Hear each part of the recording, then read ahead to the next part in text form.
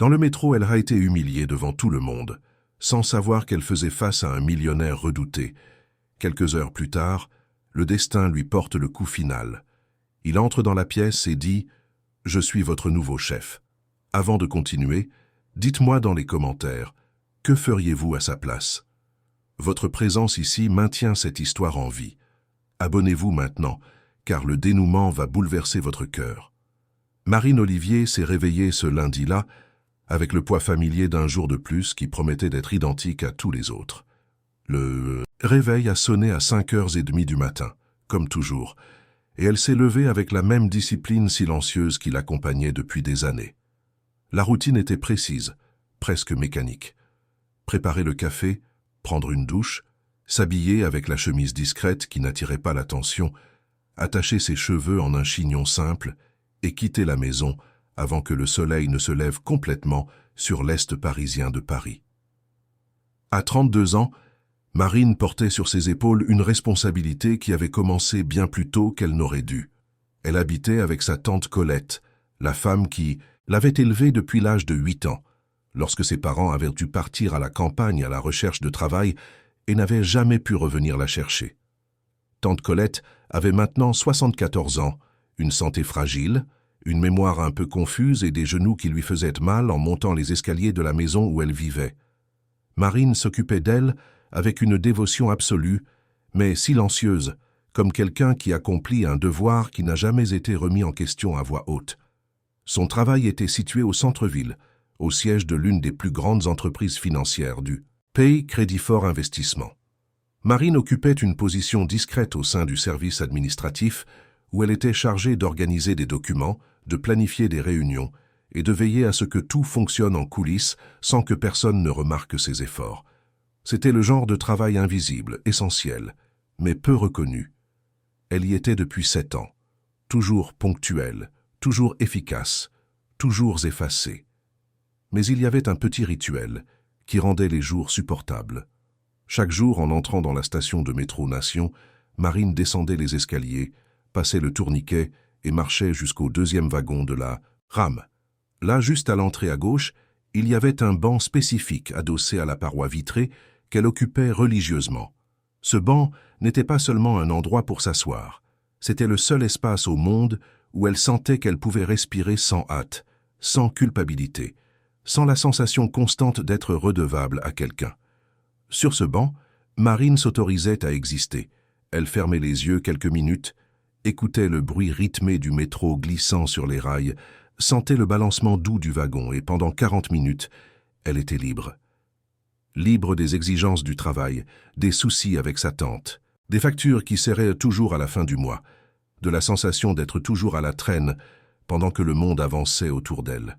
Ce lundi-là, cependant, quelque chose est sorti du script. Le métro a eu du retard. Marine a attendu sur le quai, inquiète, observant le panneau électronique qui indiquait 5 minutes d'attente, puis 8, puis 10. Lorsque la rame est finalement arrivée, il était déjà 7h15 du matin, et elle savait qu'elle serait en retard au travail. Son cœur s'est serré. Marine détestait les retards. Elle détestait la sensation d'échouer, même pour des raisons indépendantes de sa volonté. Elle est entrée précipitamment dans le wagon, le corps tendu, le sac serré contre sa poitrine, et a regardé instinctivement le banc. Son banc. Mais il était occupé. Un homme y était assis. Marine s'est arrêtée au milieu du couloir, comme si elle avait reçu une poussée invisible. Elle a senti le sang lui monter au visage, une vague d'indignation disproportionnée, irrationnelle, qu'elle ne parvenait pas à expliquer elle-même. L'homme était grand, portait un blazer bleu marine impeccable, une chemise blanche sans la moindre ride, des chaussures de ville qui brillaient même sous la faible lumière du wagon. Dans ses oreilles, de grands écouteurs modernes, de ceux qui annulaient les bruits. Il regardait son téléphone avec une expression de concentration absolue, indifférent à tout ce qui l'entourait.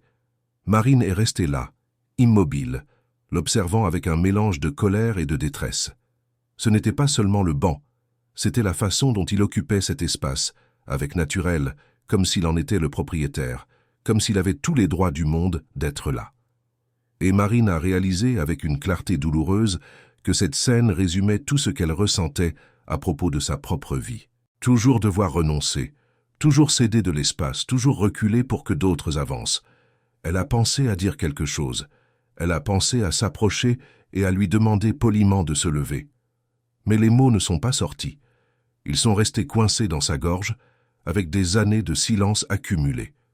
Marine a détourné le regard, s'est accrochée à la barre d'appui et est restée debout pendant tout le voyage, se balançant avec le mouvement du train, sentant le poids de son sac sur son épaule, la fatigue dans ses jambes et une tristesse sourde qu'elle ne parvenait pas à nommer.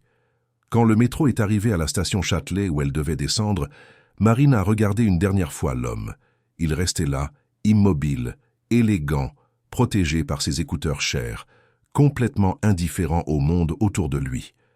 Elle est descendue du wagon, le cœur serré, a monté les escaliers en direction de la sortie et a marché à toute vitesse dans les rues du centre, déjà avec 15 minutes de retard. En arrivant à l'immeuble vitré de Crédit Fort Investissement, Marine est passée devant le portier, a montré son badge, est entrée dans l'ascenseur et a appuyé sur le bouton du 12e étage. Son cœur battait encore la chamade, non seulement à cause du retard, mais à cause de quelque chose qu'elle ne parvenait pas à expliquer. Elle se sentait étrange, déplacée, comme si quelque chose en elle s'était déplacé.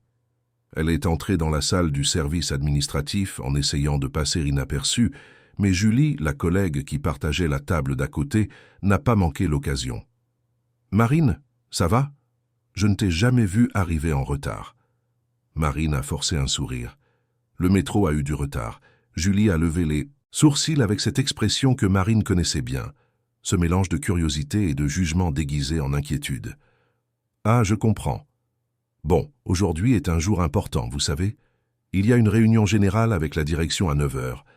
Il semble qu'ils vont annoncer quelque chose de grand. » Marine a hoché la tête, a rangé son sac sous la table et a allumé son ordinateur. Julie était une de ces personnes qui savaient exactement comment faire en sorte qu'un compliment ressemble à une critique subtile. Elles travaillaient ensemble depuis 3 ans et Marine avait déjà appris à garder ses distances émotionnelles avec elle. Julie était efficace, éloquente, savait naviguer facilement entre les départements, mais elle cultivait aussi un réseau discret de commérage et de manipulation qui mettait tout le monde légèrement mal à l'aise. De l'autre côté de la pièce, assis à une table plus éloignée, se trouvait Romain. Il était l'opposé de Julie, discret, compétent, observateur. Il ne parlait jamais plus que nécessaire, mais Marine savait qu'il prêtait attention à tout. Parfois, quand leurs regards se croisaient, elle sentait que Romain la voyait vraiment, pas seulement comme une employée invisible de plus. Il a souri légèrement quand elle a regardé dans sa direction, et Marine a ressenti un petit soulagement, mais réconfortant. À 9 heures pile, tous les employés du service ont été convoqués à l'auditorium au 15e étage. Marine est montée avec ses collègues, sentant la tension dans l'air. Des rumeurs de changement au sein de la direction circulaient depuis des semaines, mais personne ne savait exactement ce qui se passait. Certains parlaient de fusion avec une autre entreprise, d'autres de licenciements massifs, d'autres encore de restructuration complète. L'auditorium était bondé. Marine s'est assise dans l'une des dernières rangées, essayant d'occuper le moins d'espace possible. Elle a regardé autour d'elle et a vu des visages tendus, des conversations chuchotées, des téléphones portables vérifiés nerveusement. La direction est entrée par la porte latérale et a occupé la table sur la scène. Le directeur financier, un homme aux cheveux gris et à l'expression sévère, a pris le microphone et a commencé à parler. « Bonjour à tous. Je sais que beaucoup d'entre vous sont appréhensifs face aux changements qui se produisent dans l'entreprise. Je tiens à vous rassurer. Nous sommes dans une phase d'expansion, pas de contraction. Et pour diriger cette nouvelle étape, nous avons le plaisir de vous présenter notre nouveau PDG qui prend ses fonctions à partir d'aujourd'hui. Il y a eu une pause dramatique. La porte latérale s'est ouverte à nouveau et un homme est entré dans l'auditorium. Marine a senti son estomac se nouer. C'était lui, l'homme du métro, l'homme qui avait occupé son banc. Il a traversé la scène d'un pas ferme et assuré, la posture droite, le blazer bleu marine toujours impeccable. Les écouteurs n'étaient plus là, mais Marine a reconnu chaque détail. La taille, la coupe de cheveux, l'expression de contrôle absolu. Il a pris le microphone et a commencé à parler, la voix grave, posée, assurée. « Bonjour, mon nom est Gabriel Martin et c'est un honneur de prendre la direction de Crédit Fort Investissement. Je sais que les changements génèrent de l'insécurité, mais je veux être clair dès le début. Je suis ici pour construire, pas pour détruire. Mon intention est de renforcer cette entreprise, de valoriser ceux qui travaillent vraiment et de créer un environnement où chacun peut s'épanouir. Marine ne pouvait pas le quitter des yeux. Elle sentait son cœur battre de manière irrégulière, ses mains moites, sa respiration bloquée. Gabriel Martin parlait avec naturel, comme s'il était habitué à commander des auditoires, à être écouté, à être obéi. Et au milieu de son discours, il a fait une pause, a regardé l'auditoire, et pendant une fraction de seconde, son regard a croisé le sien. Ce fut rapide. Peut-être que personne d'autre ne l'a remarqué, mais Marine l'a vu. Elle a vu la reconnaissance dans ses yeux, le léger changement dans son expression, le coin de sa bouche qui s'est presque courbé en quelque chose qui aurait pu être un sourire ou une provocation. Il se souvenait d'elle. Marine a détourné le regard, sentant ses joues brûler. Elle voulait partir, disparaître, mais elle était prise au milieu de la rangée, entourée de collègues. Gabriel Martin a continué à parler quelques minutes de plus, annonçant des changements structurels, des objectifs ambitieux, des promesses de croissance. Quand il a eu terminé, l'auditoire a applaudi poliment et il a quitté la scène de la même manière qu'il était entré, sûr de lui, imposant, inaccessible. Marine est retournée à son bureau comme un automate. Julie spéculait déjà à voix haute. Il est jeune, n'est-ce pas? Il ne doit pas avoir 40 ans. On dit qu'il vient d'une multinationale géante. Il doit être bon, n'est-ce pas? Beau au moins, il l'est. Marine n'a pas répondu. Elle s'est assise, a ouvert un tableur sur l'ordinateur et a fait semblant d'être occupée, mais elle ne parvenait pas à se concentrer. L'image de Gabriel Martin assis sur le banc du métro ne cessait de lui revenir à l'esprit, mêlée maintenant à son image sur scène, sûr de lui, puissant, commandant l'attention de tous. Et elle s'est demandé, avec un mélange de peur et de colère, ce que cet homme ferait maintenant qu'il était aux commandes. S'il l'avait vraiment reconnu, qu'est-ce que cela signifiait? Serait-ce juste une coïncidence sans importance ou quelque chose qui aurait encore des conséquences? Marine ne savait pas, mais pour la première fois depuis des années, elle a senti que la routine sûre et prévisible de sa vie était sur le point de s'effondrer. Les jours suivants furent étranges. Gabriel Martin n'est pas apparu au service administratif, mais sa présence était ressentie dans chaque couloir, à chaque réunion, dans chaque email qui arrivait avec de nouvelles directives. Il restructurait l'entreprise de fond en comble, convoquant des réunions surprises, demandant des rapports, détaillés, remettant en question d'anciens processus. La tension était palpable. Certaines personnes étaient enthousiastes à l'idée de la croissance, d'autres terrifiées par la perspective d'être licenciées. Marine essayait de faire profil bas, de faire son travail, de passer inaperçue.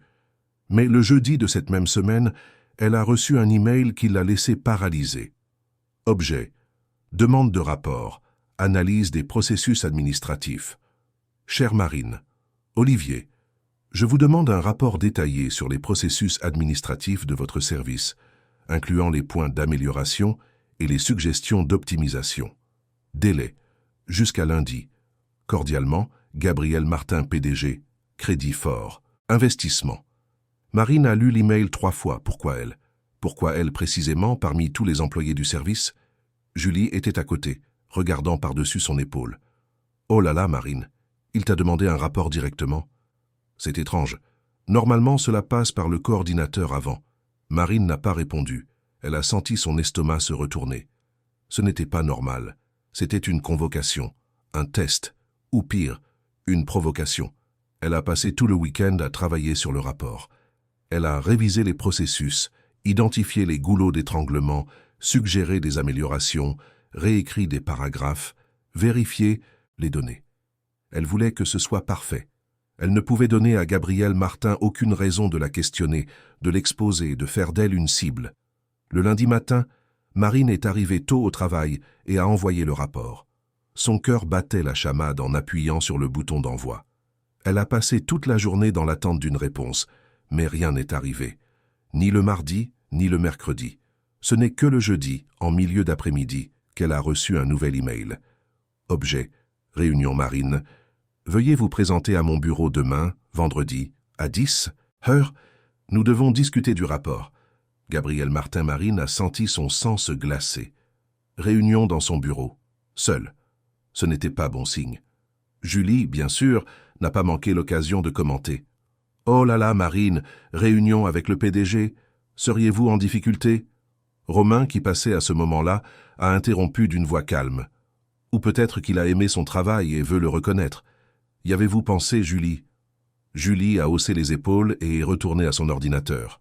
Marine a regardé Romain avec une gratitude silencieuse. Il a fait un léger signe de tête et a continué son chemin. Cette nuit-là, Marine a à peine réussi à dormir. Elle s'est retournée dans son lit, imaginant 1000 scénarios différents.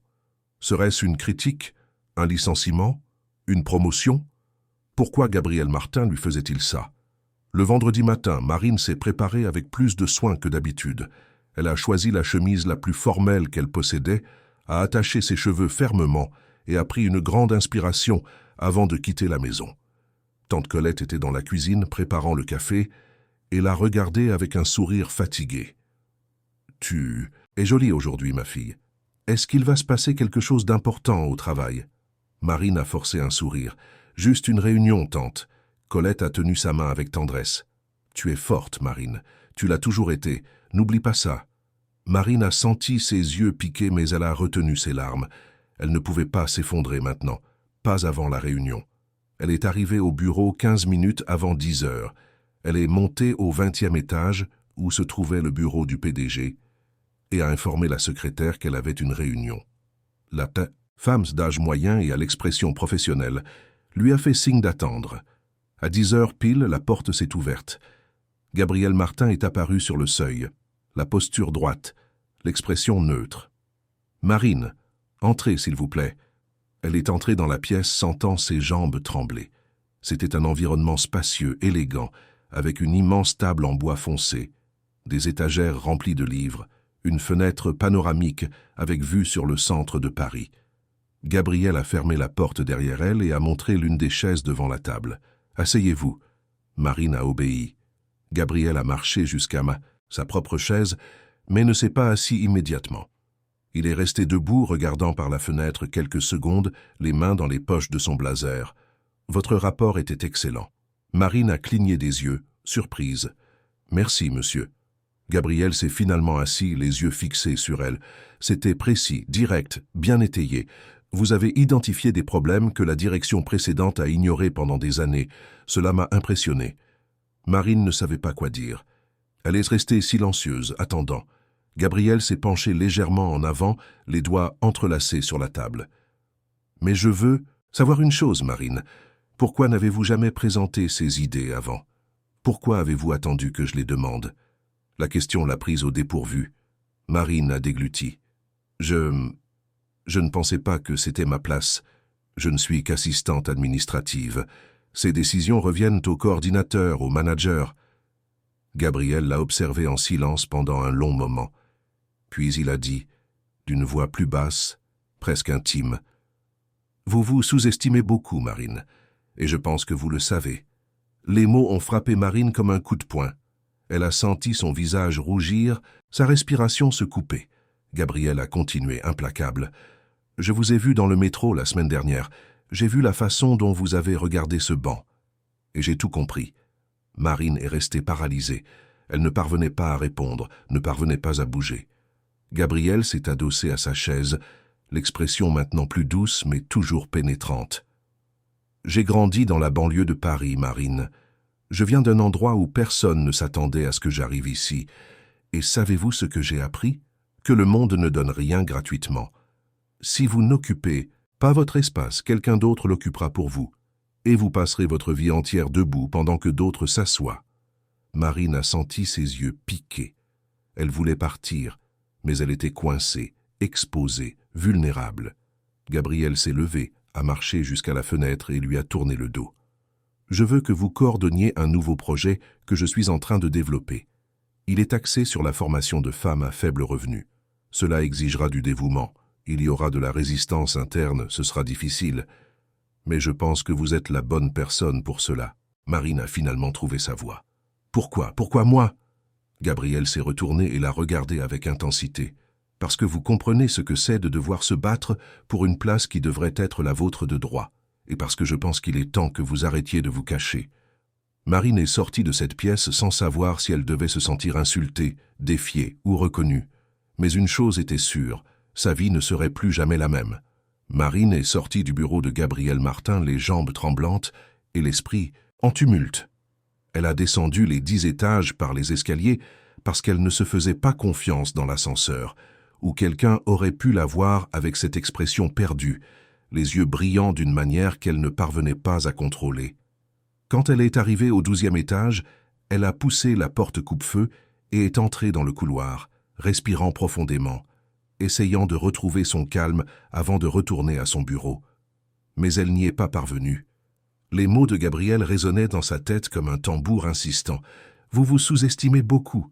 Vous comprenez ce que c'est, de devoir se battre pour une place qui devrait être la vôtre de droit.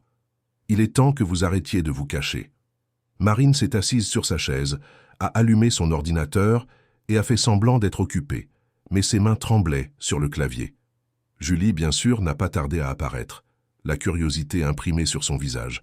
« Alors, comment s'est passée la réunion avec le PDG ?» Marine n'a pas levé les yeux de l'écran.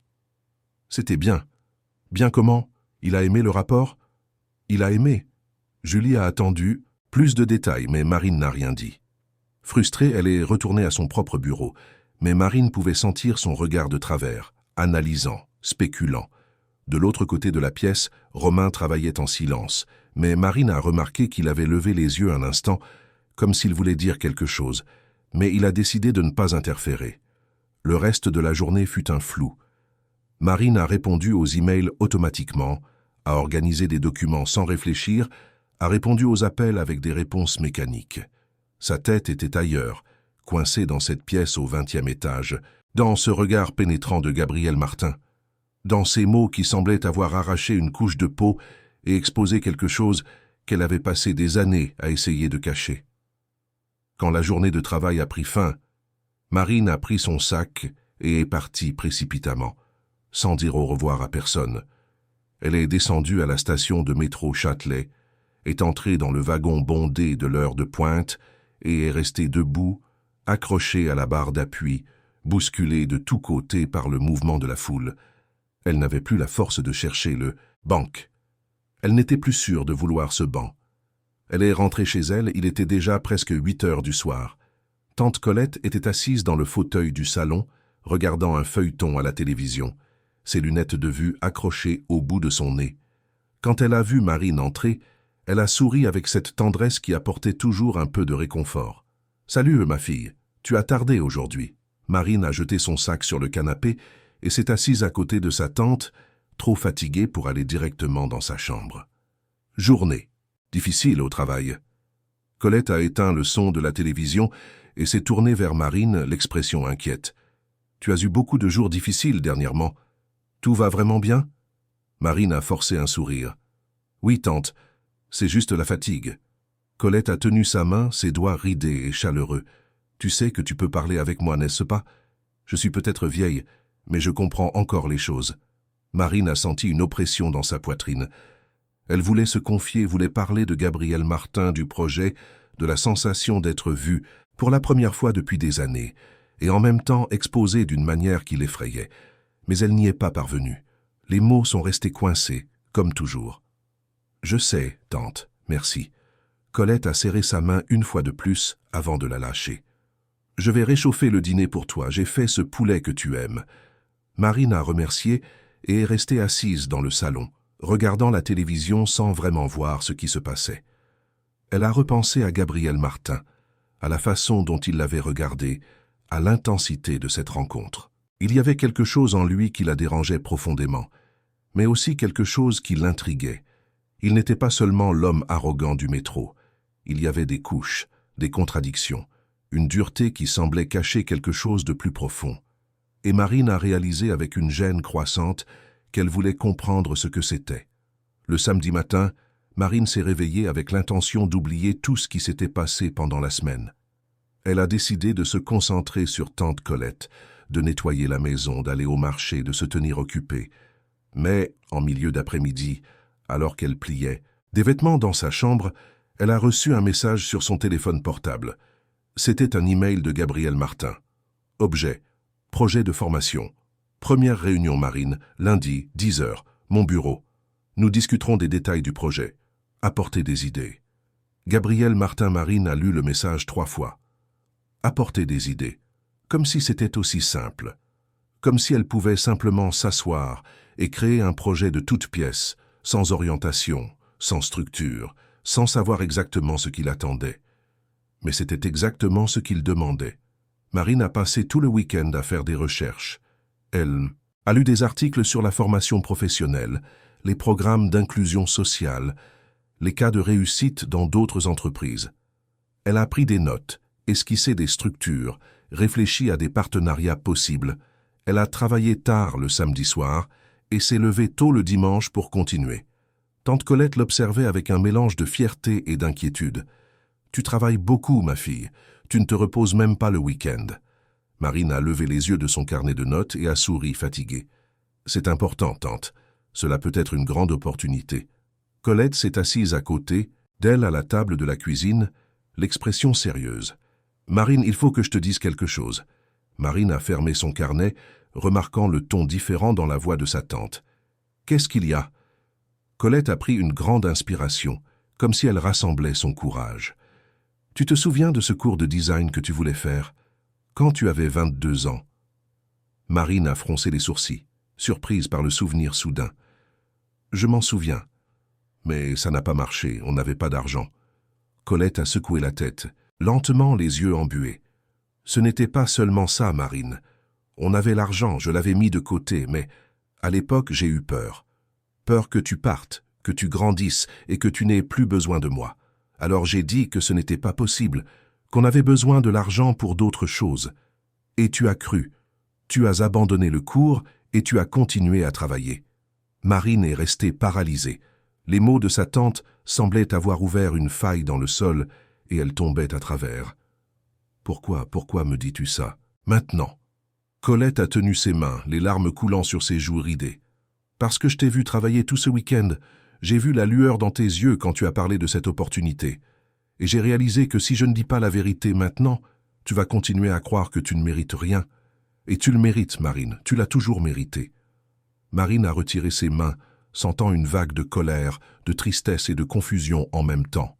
Elle s'est levée de sa chaise, s'est éloignée de la table, respirant avec difficulté. « Tu m'as fait abandonner mon rêve parce que tu avais peur. » Colette pleurait ouvertement maintenant. « Je sais que c'était égoïste, je sais que c'était mal, mais j'étais déjà vieille, Marine. J'avais peur de rester seule. Tu étais tout ce que j'avais. » Marine a senti les larmes couler sur son propre visage. Elle voulait crier, voulait blâmer sa tante, mais en même temps, elle comprenait. Elle comprenait la solitude de Colette, comprenait la peur d'être abandonnée, comprenait que les choix que nous faisons ne sont pas toujours rationnels lorsque nous sommes désespérés. Mais cela ne rendait pas la douleur moindre. Marine est sortie de la cuisine sans rien dire, s'est enfermée dans sa chambre et s'est allongée sur le lit, regardant le plafond.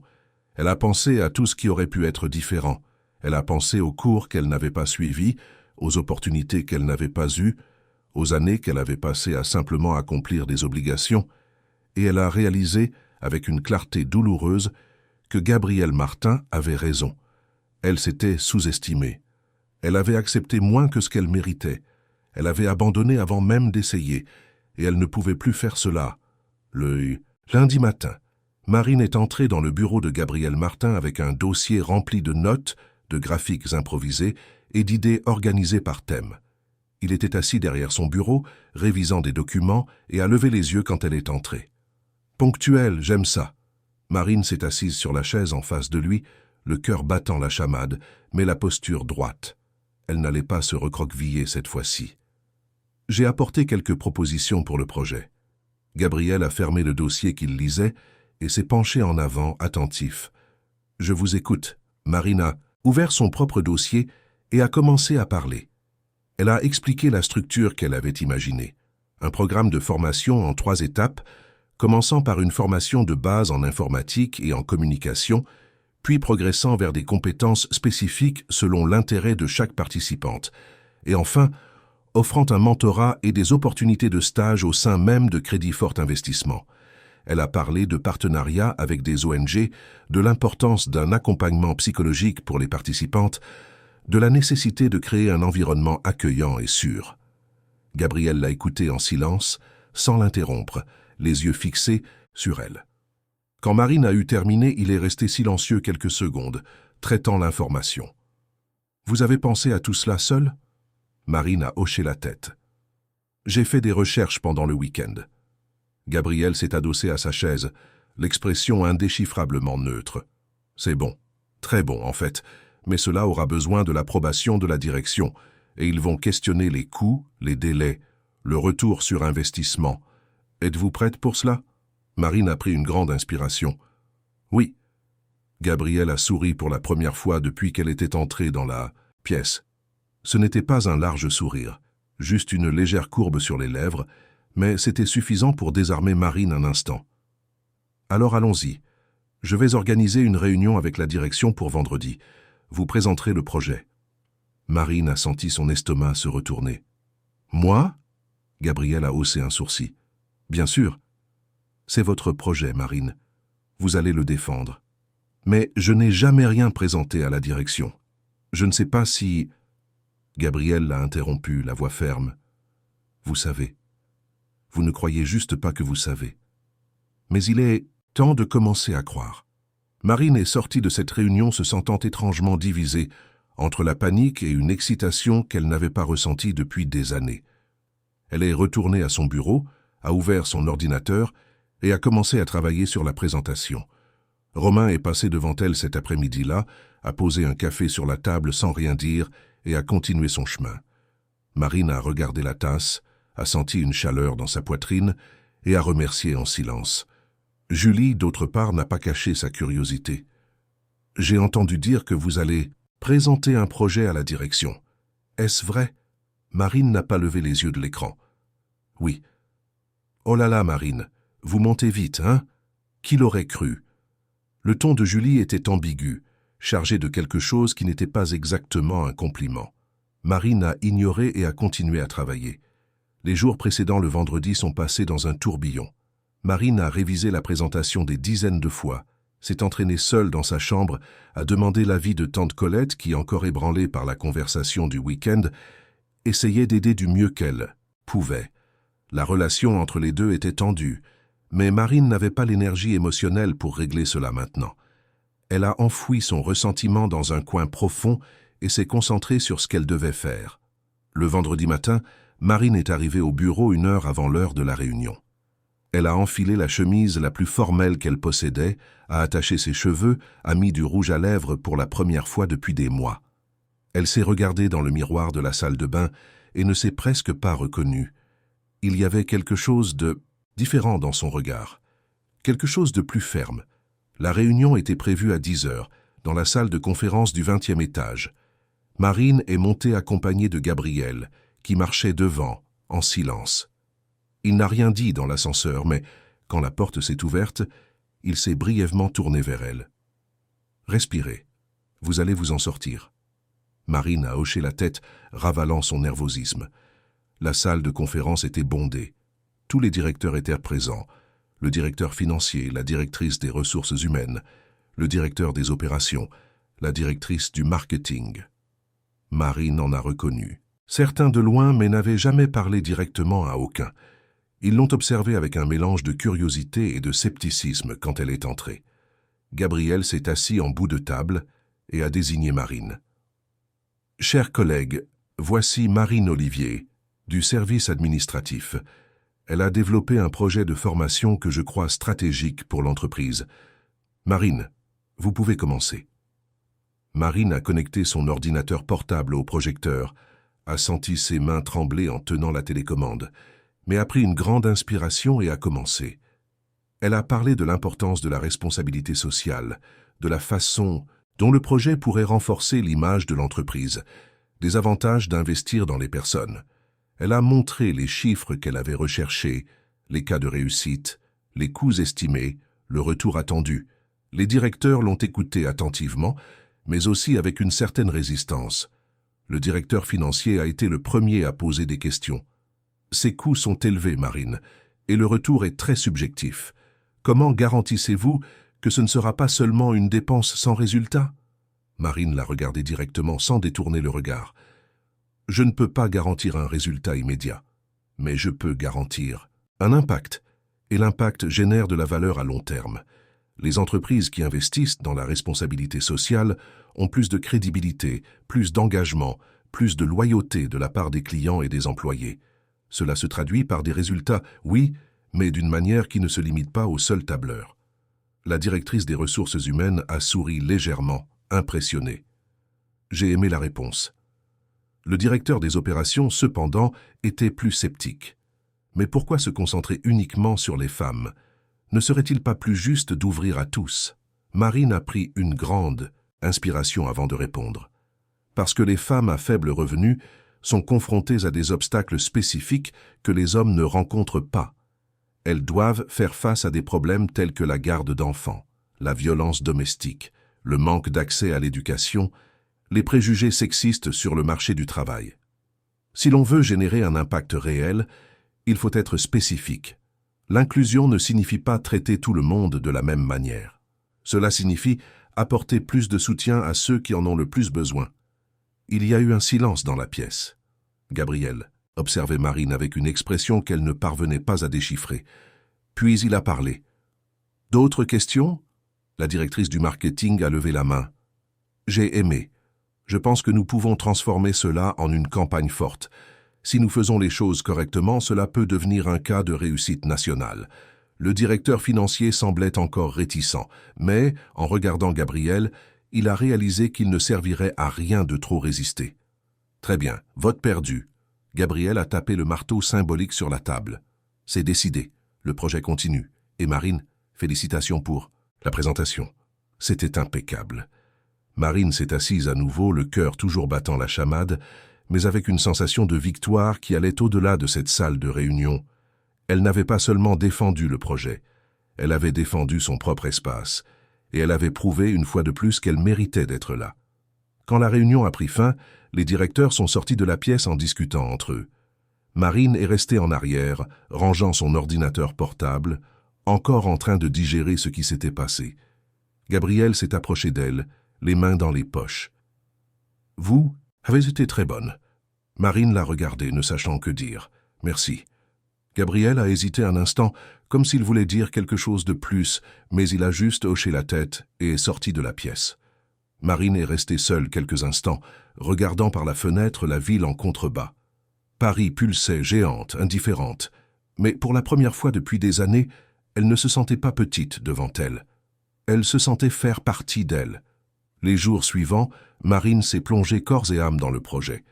Elle a obtenu une petite pièce au 12e étage pour l'utiliser comme base, a commencé à contacter des ONG, a établi des calendriers, a défini des critères de sélection. Elle a travaillé tard tous les soirs, arrivait tôt, tous les matins. Tante Colette essayait de discuter de ce qu'elle avait révélé. Mais Marine changeait toujours de sujet, disant qu'elle était trop occupée. Romain, discret comme toujours, a commencé à l'aider sans qu'elle le demande. Il apportait des documents qui pourraient être utiles, suggérait des contacts, révisait des tableurs. Julie, d'autre part, faisait des commentaires passifs-agressifs chaque fois qu'elle en avait l'occasion. « Oh là là, Marine, vous êtes si occupée maintenant. Vous avez à peine le temps pour nous, n'est-ce pas ?» Marine ignorait mais savait que Julie n'était pas seulement envieuse, elle était gênée, et les personnes gênées avaient l'habitude d'être dangereuses. C'est un mercredi après-midi que Marine a reçu un appel inattendu. C'était Gabriel. « Marine, pouvez-vous venir à mon bureau maintenant ?» Son ton était différent, trop sérieux. Marine est montée immédiatement. Quand elle est entrée dans la pièce, elle a vu Gabriel debout devant la fenêtre, la posture tendue. « Asseyez-vous. » Marine a obéi, le cœur battant la chamade. Gabriel s'est retourné et l'a regardé. L'audit interne a trouvé des incohérences dans les rapports financiers du service administratif. Ils enquêtent, et votre nom est apparu dans certains documents. Marine a senti son sang se glacer. « Comment ça, mon nom est apparu? Je n'ai rien fait de mal. » Gabriel a levé la main. « Je sais, mais quelqu'un veut faire croire que vous l'avez fait, et je dois découvrir qui. » Marine a senti le sol s'ouvrir sous elle. Tout ce qu'elle avait conquis ces dernières semaines était sur le point de s'effondrer. Et elle ne savait même pas pourquoi. Gabriel s'est approché, la voix plus basse. « Je vais régler ça, Marine, mais j'ai besoin que vous me fassiez confiance. » Marine a regardé dans ses yeux et, pour la première fois, a vu quelque chose au-delà de la dureté. Elle a vu de la fatigue. Elle a vu de l'inquiétude. Elle a vu quelqu'un qui, tout comme elle, luttait contre des forces qui tentèrent de le faire tomber. Et, à ce moment-là, Marine a réalisé qu'elle n'était plus seule dans cette bataille. Marine est sortie du bureau de Gabriel, les jambes tremblantes et la tête tourbillonnante. Incohérence financière, son nom impliqué, audit interne. Les mots résonnaient comme des alarmes assourdissantes, et elle parvenait à peine à raisonner correctement. Elle est descendue au 12e étage en pilote automatique, est entrée dans le service et s'est assise sur sa chaise, faisant semblant de regarder l'écran de l'ordinateur pendant qu'elle essayait de contrôler sa respiration. Julie était à côté, comme toujours, mais cette fois, Marine a remarqué quelque chose de différent.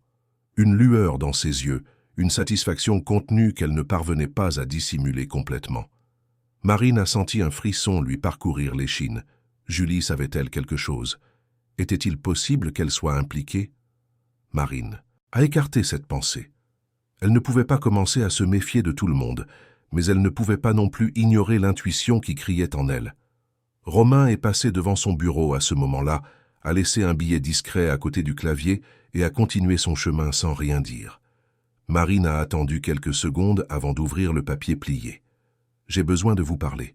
Seul. Escalier de secours. 17 heures. » Marine a plié le billet rapidement et l'a glissé dans sa poche. Elle a regardé Romain qui était assis à son bureau apparemment concentré sur son ordinateur. Il n'a pas regardé en retour, mais Marine savait qu'il était attentif. Les heures jusqu'à 5 heures de l'après-midi ont semblé interminables. Marine a essayé de travailler, mais ne parvenait pas à se concentrer. Elle a révisé des documents sans comprendre ce qu'elle lisait, a répondu aux emails avec des réponses automatiques, a répondu aux appels sans prêter attention. Sa tête était coincée dans cette conversation avec Gabriel, dans ses mots, dans le regard inquiet qu'il avait essayé de cacher. Quelqu'un veut faire croire que vous l'avez fait. Qui? Pourquoi? Marine n'avait pas d'ennemis. Elle ne s'était jamais impliquée dans des intrigues, n'avait jamais marché sur personne, n'avait jamais disputé quoi que ce soit avec personne. Mais maintenant, soudainement, elle était au centre d'un piège qu'elle ne comprenait pas. Quand l'horloge a sonné 5 heures, Marine a pris son sac, a dit un au revoir rapide à ses collègues et est sortie de la pièce. Au lieu d'aller directement à l'ascenseur, elle a tourné à gauche et a poussé la porte de l'escalier de secours. Elle a descendu un étage et a attendu. Quelques minutes plus tard, la porte s'est ouverte à nouveau et Romain est entré, regardant autour de lui pour s'assurer qu'ils étaient seuls. « Marine, il faut qu'on parle. » Sa voix était urgente, basse, chargée d'inquiétude. Marine a croisé les bras, tendu. « À propos de quoi ?» Romain a pris une grande inspiration avant de parler. « Je sais ce qui se passe. Je sais pour l'audit, pour les documents qui vous impliquent. Et je sais qui est derrière tout ça. » Marine a senti son cœur s'emballer. « Qui ?» Romain a hésité, comme s'il pesait ses mots.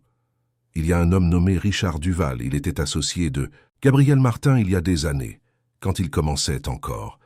Les deux ont monté une entreprise de conseil ensemble, mais l'association s'est mal terminée. Richard est parti en se sentant trahi, que Gabriel avait eu la plus grosse part du gâteau. Depuis, il essaie de saboter tout ce que Gabriel tente de construire. » Marine a froncé les sourcils, confuse. « Mais qu'est-ce que cela a à voir avec moi ?» Romain a fait un pas en avant, l'expression sérieuse.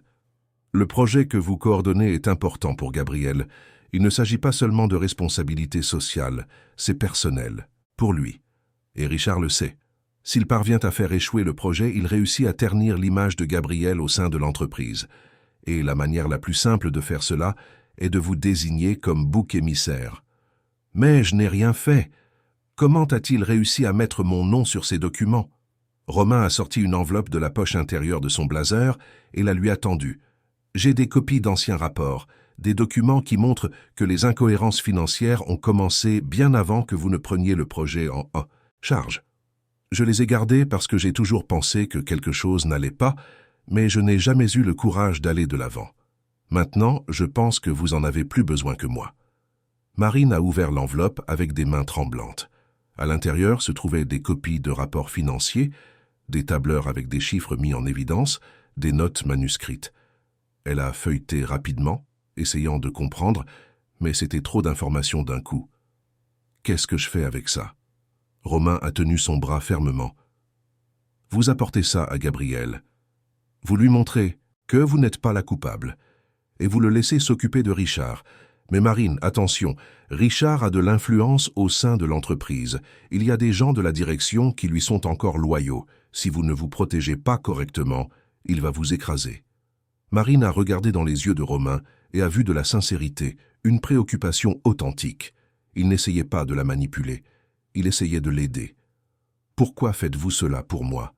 Romain a lâché son bras mais a gardé son regard fixé. « Parce que je vous vois, Marine. Je vous ai toujours vu. Et je sais que vous méritez cet espace que vous êtes en train de conquérir. Je ne laisserai personne vous l'enlever. » Ces mots ont touché Marine d'une manière inattendue. Elle a senti ses yeux piquer, mais elle a retenu ses larmes.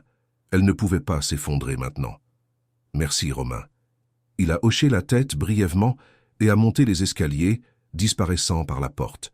Marine est restée seule dans l'escalier de secours, serrant l'enveloppe contre sa poitrine, sentant le poids de ce qu'elle était sur le point d'affronter. Cette nuit-là, Marine est rentrée chez... Elle s'est enfermée dans sa chambre avant que tante Colette ne puisse poser de questions. Elle a étalé les documents sur le lit et a commencé à analyser chaque page avec soin.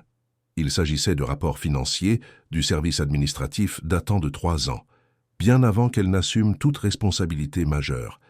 Il y avait des écritures étranges, des transferts sans justification claire, des factures qui ne correspondaient pas au montant déclaré. Et, dans le coin d'un des tableurs, une signature numérique que Marine a reconnue immédiatement. Julie Dubois. Marine a senti son estomac se retourner. Julie était impliquée. Ce n'était pas seulement de l'envie ou de la compétition professionnelle, c'était de la complicité. Julie avait fait partie de ce stratagème des années auparavant et essayait maintenant de transférer la faute sur Marine. Marine a pris son téléphone portable, a hésité un instant, mais a ensuite composé le numéro que Gabriel lui avait laissé pour les urgences. Il a répondu au 3e bip, la voix un peu fatiguée. « Marine, j'ai besoin de vous parler, maintenant. » Il y a eu une pause. « Je suis encore au bureau, montez. » Marine a pris les documents, a tout remis dans l'enveloppe, a rapidement prévenu tante Colette qu'elle devait retourner au travail et est partie en courant. Elle a pris un taxi parce qu'elle n'avait pas la patience d'attendre le bus, est arrivée à l'immeuble de Crédit Fort Investissement à 9 heures du soir, a montré son badge au gardien de nuit et est montée directement au 20e étage. Le bureau de Gabriel était éclairé. Il était assis derrière son bureau, la cravate desserrée, les manches de sa chemise retroussées jusqu'au coude, des papiers éparpillés partout. Quand Marine est entrée, il a levé les yeux, l'expression fatiguée mais attentive. Que s'est-il passé? Marine a fermé la porte derrière elle et a posé l'enveloppe sur la table. Romain m'a donné ça. Ce sont d'anciens rapports qui montrent que les incohérences ont commencé bien avant mon implication. Et il y a une signature que vous devez voir. Gabriel a ouvert l'enveloppe, a sorti les documents et a commencé à les analyser en silence. Marine a observé son expression changer au fur et à mesure qu'il lisait, ses yeux se rétrécissant, sa mâchoire se contractant. Quand il est arrivé au tableur avec la signature de Julie, il s'est arrêté. « Julie Dubois. Elle travaille dans votre service ?»« Oui, c'est ma collègue de bureau. » Gabriel a continué à feuilleter les documents, de plus en plus tendus. Puis, soudain, il s'est arrêté sur une page spécifique et est resté immobile, les yeux fixés sur un nom en bas à droite. Richard Duval. Marine a fait un pas en avant. Romain m'a parlé de lui, de l'entreprise que vous aviez ensemble. Gabriel a levé les yeux vers elle, l'expression sombre. Romain en sait plus qu'il ne devrait. Il essaie de m'aider. Gabriel s'est adossé à sa chaise, a passé la main sur son visage, fatigué. Richard n'est pas seulement un ex-associé rancunier, Marine. Il est dangereux. Il a des contacts au sein de l'entreprise. Il a de l'influence. Il y a des gens qui croient encore qu'il a été lésé. Et maintenant, il vous utilise pour m'atteindre. Marine a senti la colère monter en elle. « Alors qu'est-ce qu'on fait ?» Gabriel est resté silencieux pendant un long moment, réfléchissant. Puis, il s'est levé de sa chaise et a marché jusqu'à la fenêtre, les mains dans les poches, regardant la ville en contrebas. « Je vais assumer la responsabilité. » Marine a cligné des yeux, confuse. « Comment ça ?» Gabriel s'est tourné vers elle. « Je vais dire à la direction que les incohérences se sont produites sous ma supervision, que je n'ai pas suivi les processus correctement, que c'est ma faute. Cela vous tire de la ligne de mire. » Marine a fait un pas en avant, indignée. « Mais vous n'avez rien fait de mal. Pourquoi feriez-vous cela ?» Gabriel l'a regardé avec intensité. « Parce que j'ai déjà traversé pire. Je supporte la pression. Vous n'avez pas besoin de porter ça. » Marine a senti une émotion étrange monter dans sa poitrine. Ce n'était pas de la gratitude. C'était quelque chose de plus profond, de plus troublant. C'était de la reconnaissance. Gabriel Martin, l'homme qu'elle pensait représenter tout ce qu'elle méprisait, était prêt à sacrifier sa propre réputation pour la protéger. « Je n'accepte pas ça. » Gabriel a haussé un sourcil. « Ce n'est pas une négociation, Marine. » Marine a croisé les bras, la voix ferme. « Je vais enquêter. Je vais prouver que Julie et Richard sont derrière tout ça. Et je vais laver mon nom correctement. » Gabriel l'a observé en silence pendant un long moment. Puis, pour la première fois, il a souri vraiment. Ce n'était pas un sourire poli ou professionnel.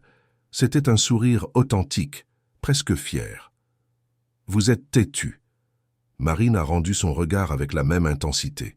« J'ai appris de vous. » Les jours suivants, Marine s'est plongée dans une enquête silencieuse. Elle a continué à travailler normalement, mais a commencé à observer Julie avec plus d'attention. Elle a remarqué de petits détails qu'elle ignorait auparavant. Les appels que Julie passait toujours hors de la pièce, les conversations chuchotées avec des personnes d'autres services, les moments où elle disparaissait pendant de longues périodes sans explication. Romain a continué à aider discrètement. Il apportait des informations sur d'anciennes réunions, sur des décisions financières qui avaient été prises des années auparavant, sur des personnes qui travaillaient dans l'entreprise à l'époque où les détournements ont commencé.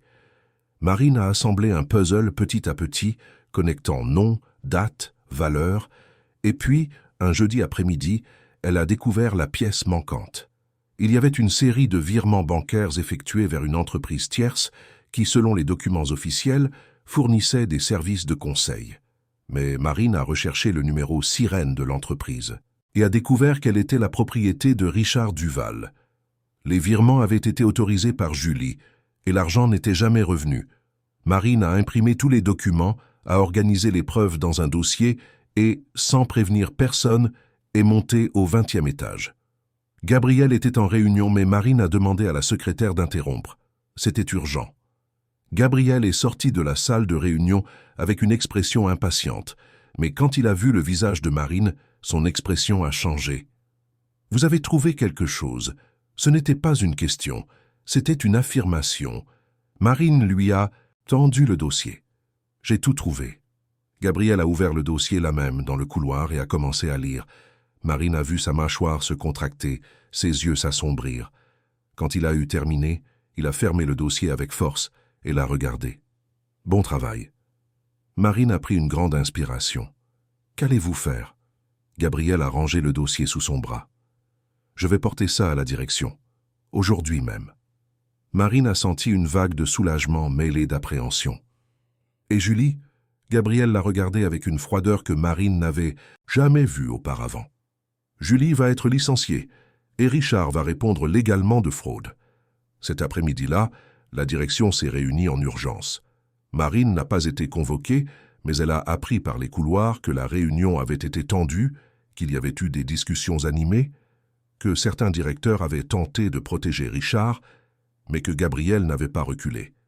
Il a présenté toutes les preuves, montré les documents, exposé le réseau de complicité qui existait au sein de l'entreprise. En fin de journée, Julie a été appelée au service des ressources humaines. Marine était à son bureau quand elle a vu sa collègue sortir de la pièce 1 heure plus tard, le visage rouge, les yeux gonflés, le sac serré contre sa poitrine. Julie est passée devant Marine sans la regarder, mais Marine a vu la colère dans son regard, la haine mal dissimulée. Marine n'a pas eu pitié. Elle a ressenti la justice. Romain s'est approché de son bureau à ce moment-là, les mains dans les poches. « J'ai entendu dire que vous avez réussi. » Marine a hoché la tête, encore en train de digérer tout cela. J'ai réussi. Romain a souri légèrement. J'ai toujours su que vous étiez plus forte que vous ne le parussiez. Marine l'a regardé avec gratitude. Je n'aurais pas réussi sans vous. Romain a haussé les épaules, modeste. J'ai juste donné les outils. C'est vous qui avez construit. Cette nuit-là, en rentrant chez elle, Marine a trouvé tante Colette qui l'attendait dans le salon, l'expression sérieuse.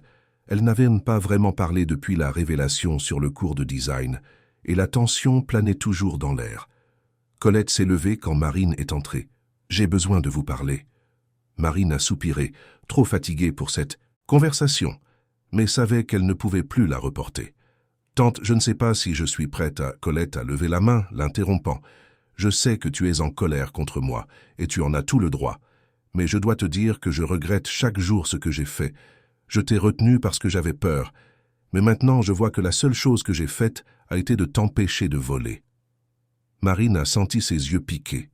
« Pourquoi dis-tu ça maintenant ?»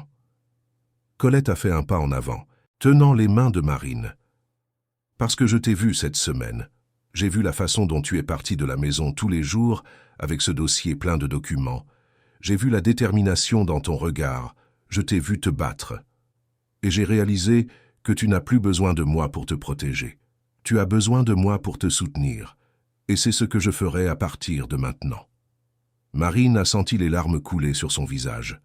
Elle a tiré sa tante dans une étreinte serrée, et les deux sont restés là, au milieu du salon, pleurant ensemble, libérant des années de ressentiment, de culpabilité et d'amour mal résolu. Quand elles se sont finalement séparées, Marine a essuyé ses larmes et a souri. « Je t'aime, tante. » Colette a souri en retour, les yeux brillants. « Je t'aime aussi, ma fille. Je t'ai toujours aimée. » Le lendemain, Marine est arrivée au bureau et a trouvé un email de Gabriel qui l'attendait. Objet. Réunion. 10 heures. Marine. J'ai besoin de vous parler des prochaines étapes du projet.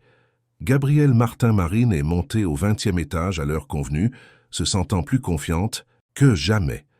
Quand elle est entrée dans la pièce, Gabriel était debout à côté de la fenêtre, comme toujours, mais cette fois sa posture semblait moins tendue. « Asseyez-vous. » Marine a obéi. Gabriel s'est tourné vers elle, les mains dans les poches. La direction a approuvé la continuité du projet. Vous avez carte blanche pour le mener comme bon vous semble. Et de plus, vous allez recevoir une promotion. Vous allez prendre la coordination officielle du service de responsabilité sociale. Marine a senti son cœur s'emballer. Vraiment ? Gabriel a hoché la tête.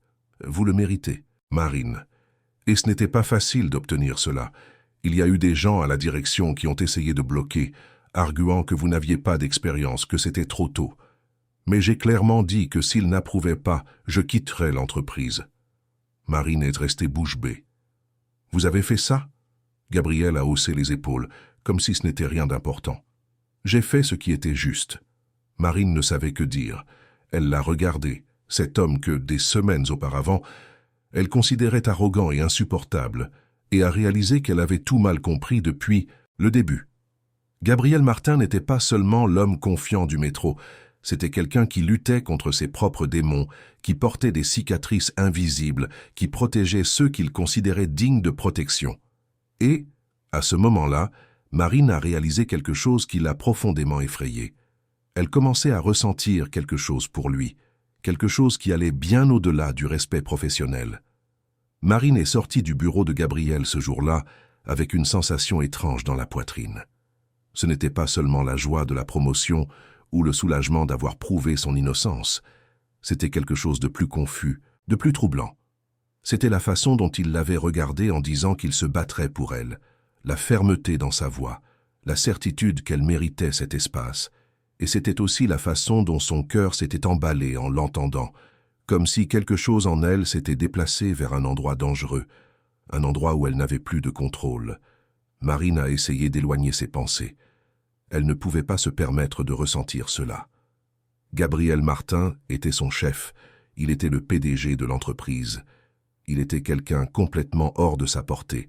Et plus que cela, elle ne savait pas gérer ce genre de sentiments. Elle avait passé des années à se protéger, à se fermer, à garder tout le monde à une distance sûre. S'ouvrir maintenant serait trop risqué. Mais même si elle essayait d'ignorer, la sensation persistait. et elle grandissait chaque jour. Dans les semaines suivantes, Marine s'est plongée dans le travail avec une intensité qui frôlait l'obsession.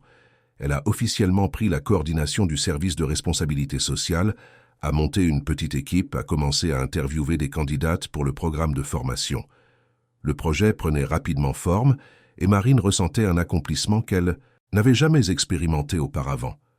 Pour la première fois de sa vie, elle construisait quelque chose qui était vraiment à elle.